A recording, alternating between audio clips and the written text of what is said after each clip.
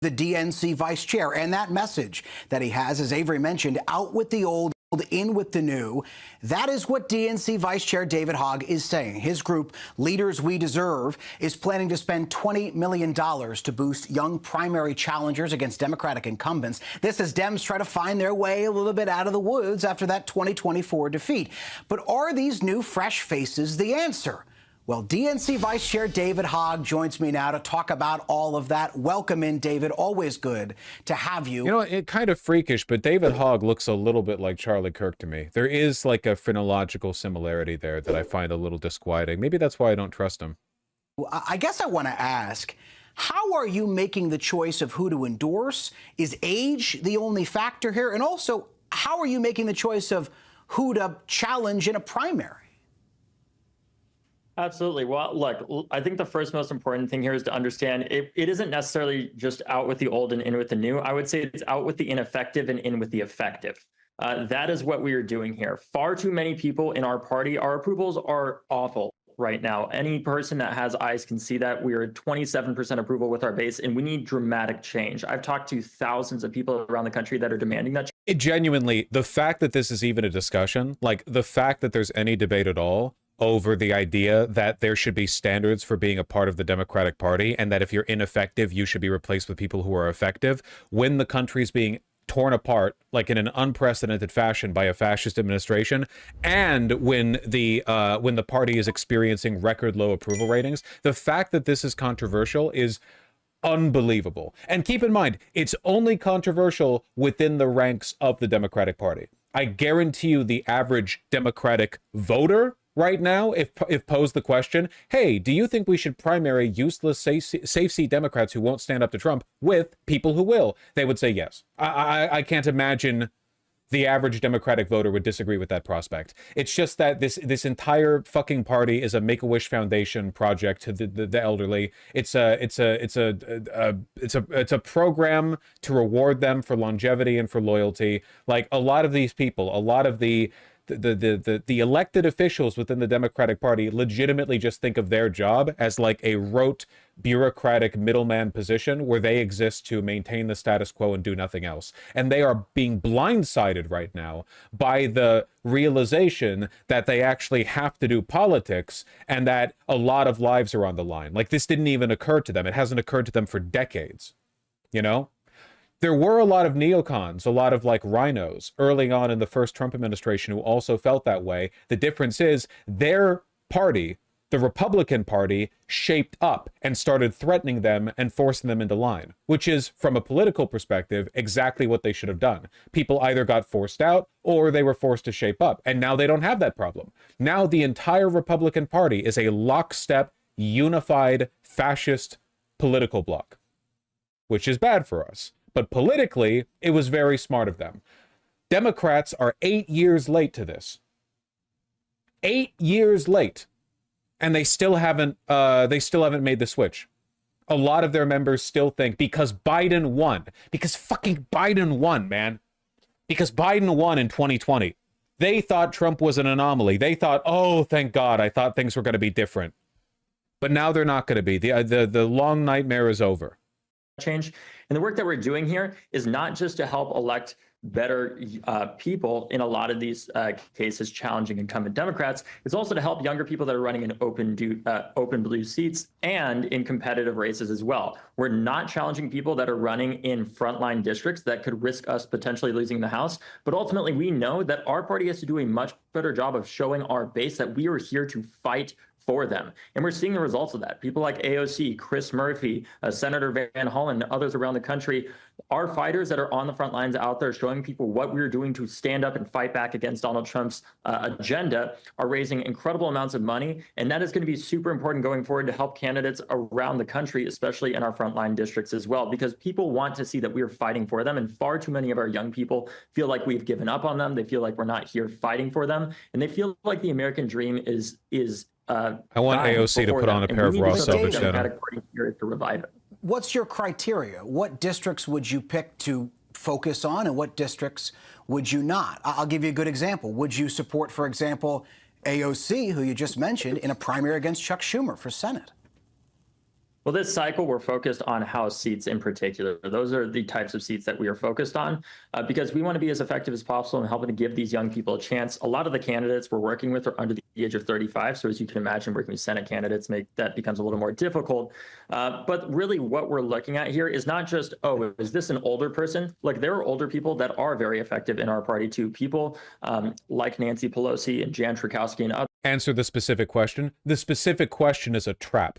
Obviously, Schumer is extremely unpopular and also a collaborationist and a fascist piece of shit, and he will rot in hell after he dies.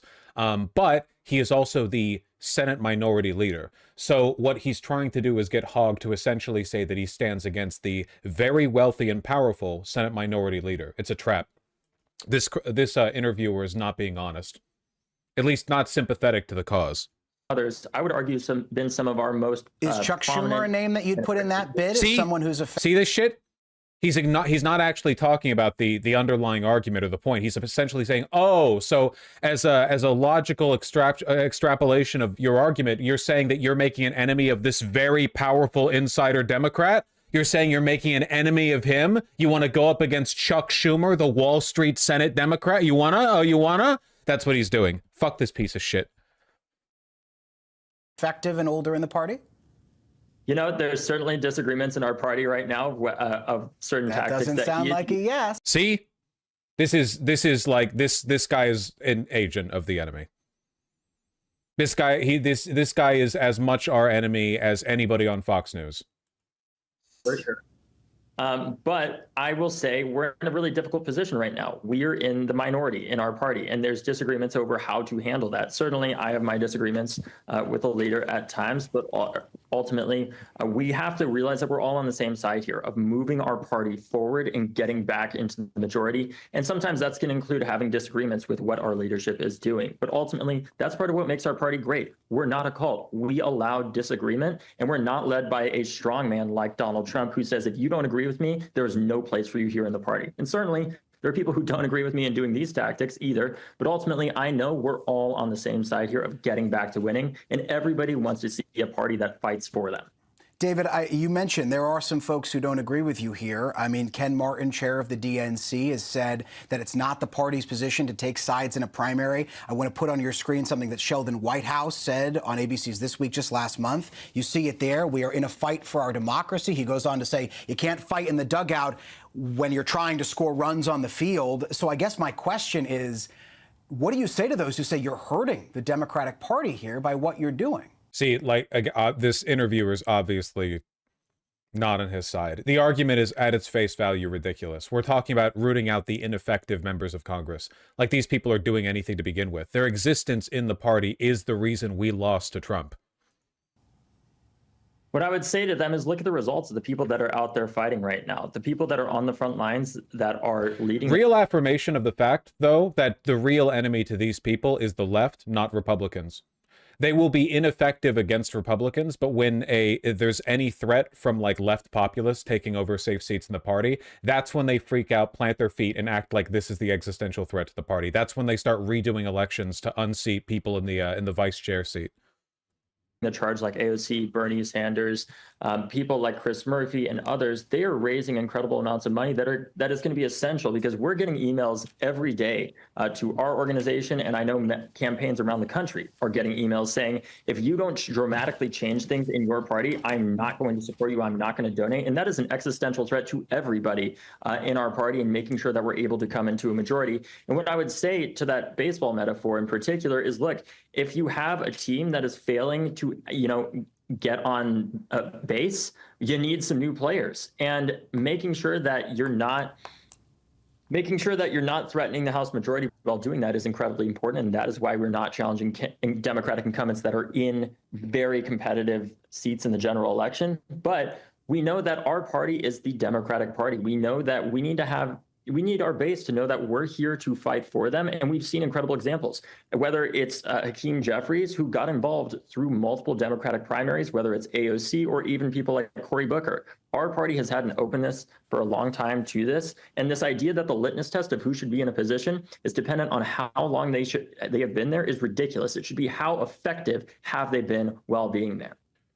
That was a pretty smart response from Hogg there. Not only playing with the sports metaphor and doing a good job of rebutting it as well, but also praising Hakeem Jeffries, someone who I and he knows to be ineffective in like a specific context. Because again, like the accusation that's being implicitly thrown out by the interviewer is, oh, so you want to unseat the big boys, like, you know, you want to guarantee your own downfall then. All right. So it's a smart response, you know. Good instincts, I think. Yeah, Hogg's been in the front lines for a while. You know, it makes sense that he would develop a good instinct for understanding when he's being met with, you know, met with this kind of behavior. Hogg's trying to save face for corruption. His PAC spent $12K on congressional runs in 2024, while 80% went to consults. Yeah, so that's, I said earlier, I don't necessarily trust Hogg. It seems like he's had some ineffective spending on a PAC before. I'm mostly talking about like the sentiment that he's expressing here, not necessarily the PAC that he specifically has run. But this isn't a matter of having an attention span. It's ironic that you would accuse us of not having one when I said, like, at the beginning of this bit, that I don't necessarily trust Hogg. So it seems like you're the one who needs to pay attention. I support the argument. Also, keep in mind that, like, we're talking about national elections here. We're talking about billions and billions of dollars circulating. If some money gets misappropriated or consultants get made wealthy, great, that's the Democratic Party for you. But please, God, we need to do something about the Democratic Party. Like, Jesus, like, we're in such a bad position right now, you know? Like, it's basically you know, it's like kind of the end of the country, right? Not to be dramatic or anything, but like, it's just going to be more of this with no end in sight. Just a nonstop, all of our civil services eroding, everything getting worse, income inequality getting worse, reactionary sentiments getting normalized because capital owners front it disingenuously to use it as an excuse for why the country's being more and more deprived. Like, it could go on like this for decades. I don't think it's overly dramatic. I mean, I think like we've seen this happen to countries in real life before. We didn't expect it would happen here, but hey, that's life, you know?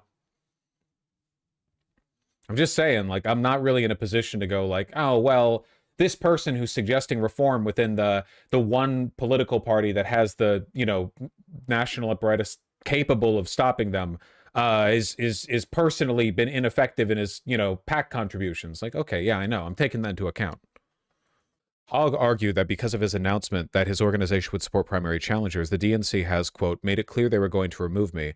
I ran to be DNC vice chair to help make the Democratic Party better, not to defend an indefensible status quo that has caused voters in almost every demographic group to move away from us. The DNC has pledged to remove me, and this vote has provided an avenue to fast-track that effort. In response to the decision, DNC Chair Ken Martin said he was, quote, disappointed to learn that before I became chair, there was a procedural error in the February vice chair elections. What a fucking snake, dude. Are you kidding me? That's all. That's Ken Martin saying, oh, sorry to hear. Oh, it is with deep personal sorrow that I learn of the fact that regrettably we're going to have to redo those elections on the people of David Hogg's seat, the guy who's challenging me.